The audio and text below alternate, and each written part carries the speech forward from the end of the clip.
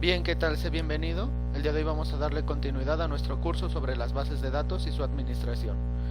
Para este curso en específico nos estamos concentrando en la herramienta de MySQL Server en su versión Community, por lo cual te recomiendo que ya lo tengas instalado y revises dentro de las variables del sistema que esté instalado de manera global para que así el comando te pueda ser reconocido desde la terminal de comandos. Aclarado lo anterior, vamos a dar comienzo y vamos a escribir desde nuestro CMD o desde tu instalación de Git. Vamos a hacer lo siguiente: MySQL -h de host, en este caso es localhost, -u de user, en este caso es root, y -p de password. Obviamente si no le pasaste como parámetro obligatorio una contraseña, no te la va a exigir y comenzaría a ingresar directamente a la administración del mismo. Si no, como en este caso te lo va a solicitar, la vas a escribir. Al ser una contraseña, pues te lo va a mostrar únicamente con asteriscos. Recuerda, el comando es MySQL, que es el servicio dentro de lo que es el entorno de Windows, y que también se le conoce como el demonio dentro de los sistemas operativos de las distros de Linux.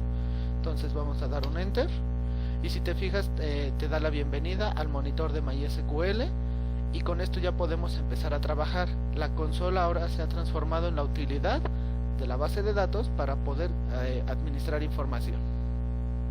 Entonces vamos a hacer lo siguiente. Nuestro primer comando que debemos ejecutar, en mayúsculas por favor, dice show databases, el cual nos está mostrando la lista de las bases de datos que ya están creadas y que están existentes dentro de esta computadora. Tienes que verificar lo siguiente para identificar que no vayas a estar intentando crear una base de datos que ya fue hecha con anterioridad, para que no te marque errores. En nuestro caso vamos a hacer nuestra primera base de datos, y el siguiente comando que vamos a ejecutar entonces es create database, y le vamos a colocar curso BD o curso de bases de datos, y tienes que finalizar con un punto y coma. Si no, la instrucción se va a tomar como incompleta y tendrías que escribirlo después solo. Damos un enter y fíjate lo que nos está diciendo: un query OK y una fila afectada. ¿Sale? Vamos a repetir el comando de hace un momento que dice show databases, enter, y si te fijas ahora la segunda dice curso BD, y en la primera parte donde está señalando el puntero del mouse no aparecía. Quiere decir que el comando se creó de manera exitosa. Con esto solo hemos creado el nombre genérico que va a llevar la base de datos, pero hasta el momento no tiene ninguna tabla asociada. ¿Sale? Entonces lo primero que vamos a hacer ahora para poder empezar a crear tablas es indicarle a cuál base de datos se las vamos a asignar.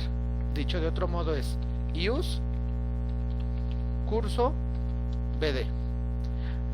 Al ejecutar el comando use, yo le estoy indicando que todas las acciones posteriores, tanto crear una tabla como insertar registros, van a obedecer únicamente dentro de la estructura de curso BD.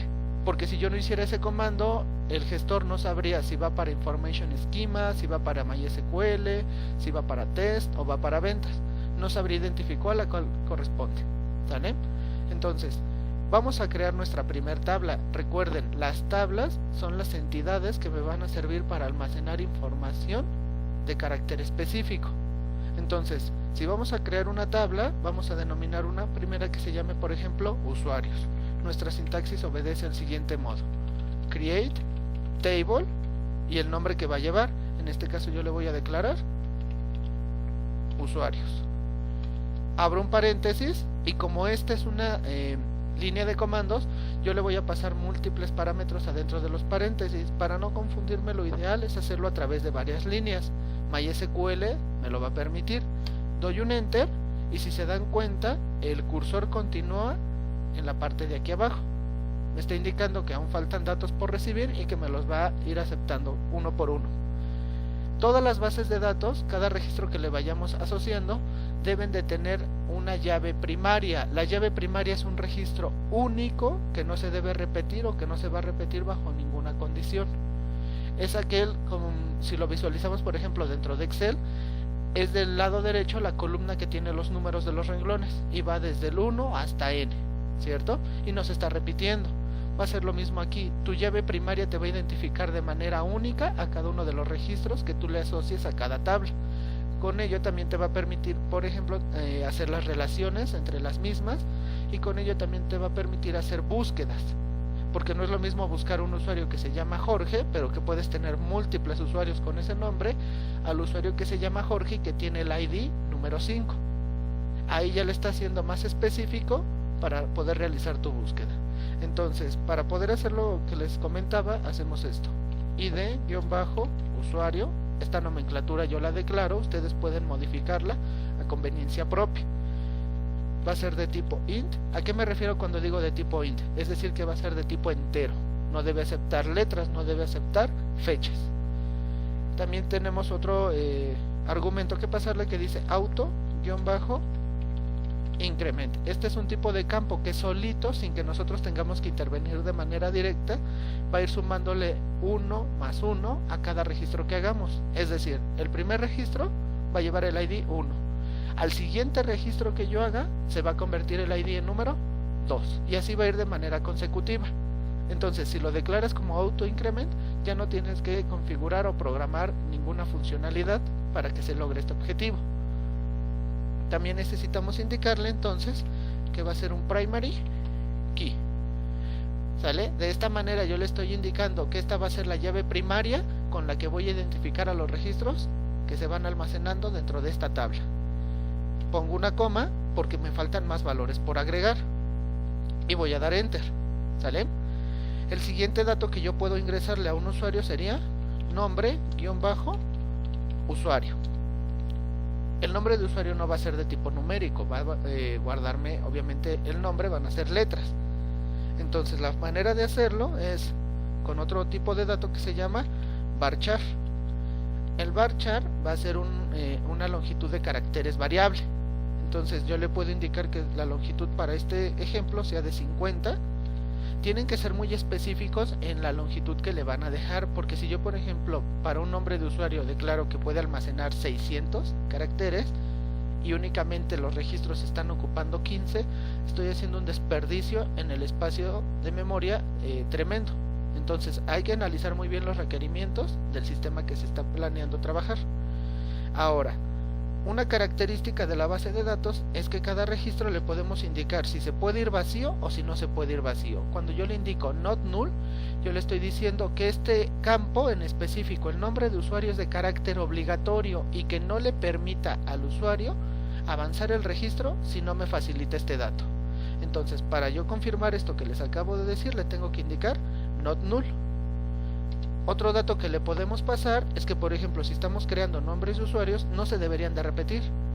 Y bien lo podemos validar a nivel de código, pero es una tarea que directamente mejor puede hacer el gestor de la base de datos a través de otra declarativa que le vamos a llamar, bueno, no le vamos a llamar, ya existe dentro de la estructura de MySQL, que se llama unique. Unique lo que va a permitir es hacer una validación a nivel interna en la que no me va a permitir meter un registro duplicado. Si ya existe el usuario 1, la siguiente vez que yo quiera ingresar usuario 1 me va a marcar error porque me va a indicar que ese usuario ya existe como registro. Coloco una coma y doy enter.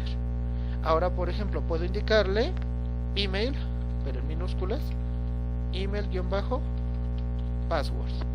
También le puedo decir que sea un varchar, porque puede ser una combinación de letras y números y signos. Aquí sí voy a hacer a lo mejor tal vez un poquito más extenso. Yo le puedo decir que sea con un espacio de memoria de 200 caracteres. También le digo que no puede irse vacío, not null, y que sea de tipo único. No puedo permitir que dos usuarios estén registrándose o se intenten registrar con la misma dirección de correo electrónico. Le coloco una coma, doy un enter y finalmente voy a guardar, por ejemplo, el password.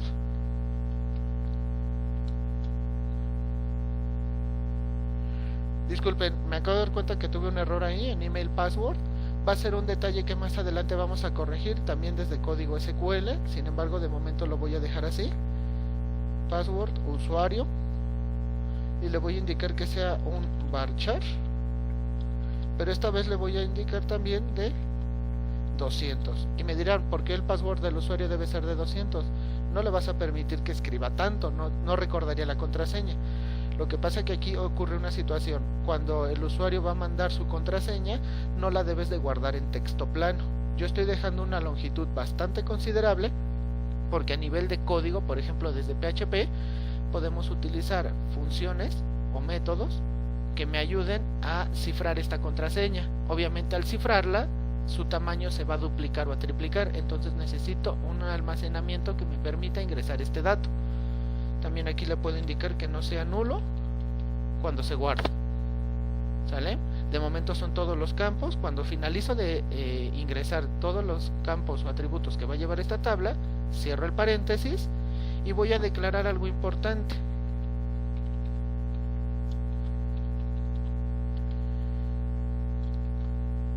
Y cierro con un punto y coma. ¿A qué me refiero con eso último que acabo de poner? MySQL en específico me ofrece dos principales motores, el InnoDB y el MyISAM. La diferencia principal radica entre uno y otro, que si por ejemplo necesito tablas de mi base de datos relacionadas, MyISAM no me lo va a permitir, no me va a permitir manejar por ejemplo uno a varios, varios a varios, uno a uno. Todo este tipo de concurrencias entre las tablas no me va a permitir tenerlas. Lo importante entonces aquí es declararle que el motor que va a trabajar va a ser de tipo InnoDB, para que cuando yo tenga que relacionar por ejemplo un usuario con una factura o un usuario con un post, dependiendo de qué base de datos estés haciendo, el mismo gestor te lo permita y no te marque alguna inconsistencia. La manera más próxima obviamente de comprobar que todo lo que acabamos de escribir es correcto es dar un enter y esperar el resultado. Como se dan cuenta, el código es correcto, aunque aquí tuvimos una inconsistencia que más adelante será corregida, pero otra vez directamente con SQL. Me dice que una query fue afectada, que la query fue llevada a cabo sin errores y que 0 filas afectadas, ¿no? Entonces, lo que vamos a hacer es crear nuestra última tabla, por ejemplo, una que sea que hable sobre post. Vamos a hacer lo siguiente: create, ya sabemos la sintaxis, table, post. Abro el paréntesis, doy un enter y también debe tener un ID post, ¿no? Ya sabemos que debe ser de tipo entero, auto increment y debe ser un primary key. ¿Sale? ¿Qué más debe de tener? Debe tener un título, ¿no?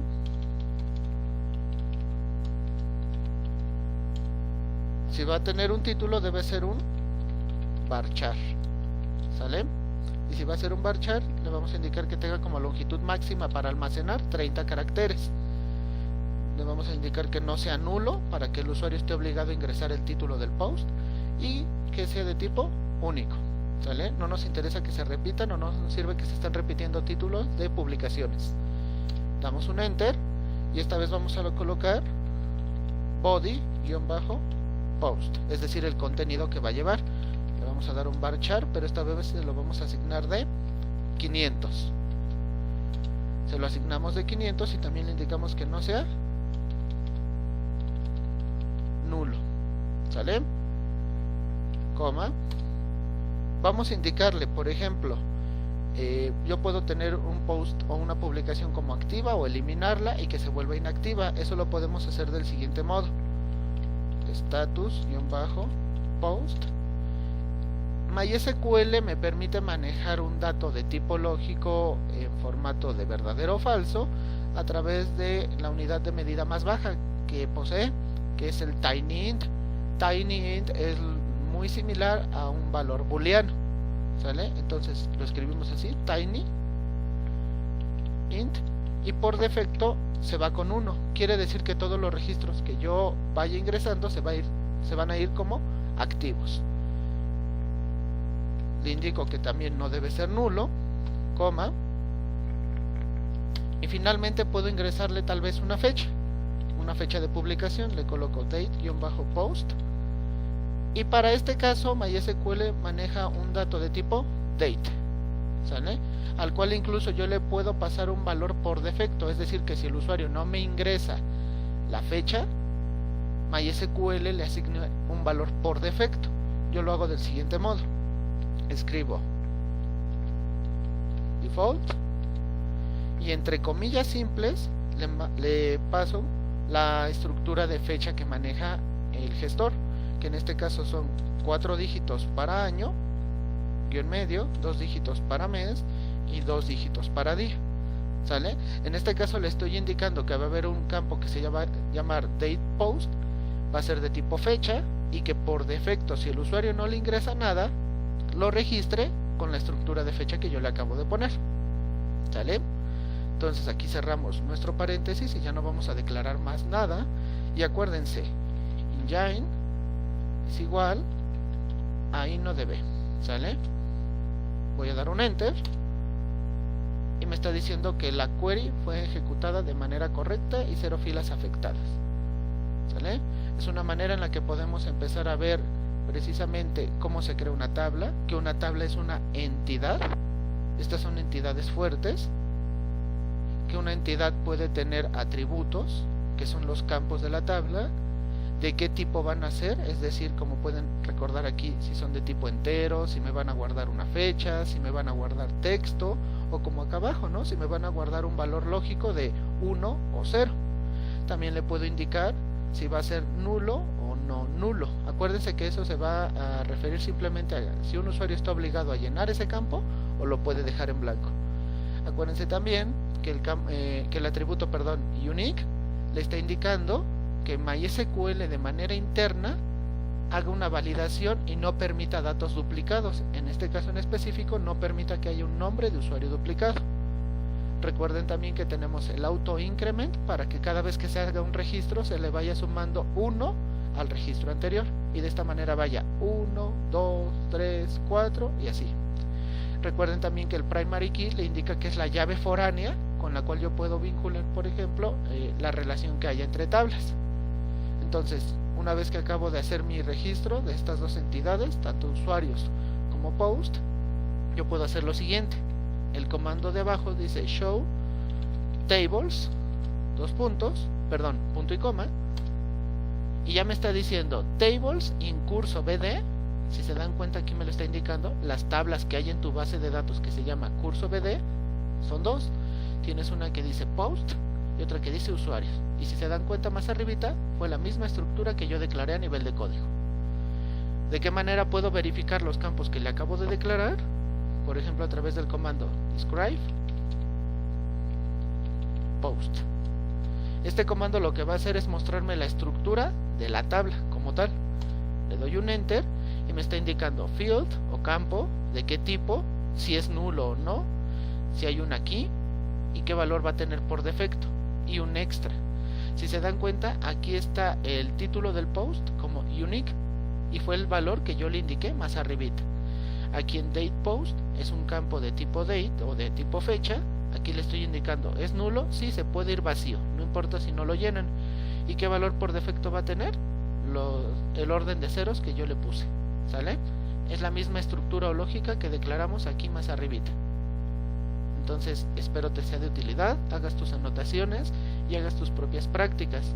En el siguiente video obviamente haré un pequeño paréntesis para mostrar, por si no estás familiarizado con el tema, cómo verificar que tu instalación corresponda a una variable de sistema y esté de carácter global, para que puedas usar el comando de MySQL sin importar en qué sesión estés. Acuérdate, dentro de Windows lo llamamos servicio, dentro de alguna de las distros de Linux se llama el demonio. ¿Sale? Bueno, un gusto haberte saludado y compartir este poquito de conocimiento. Hasta luego.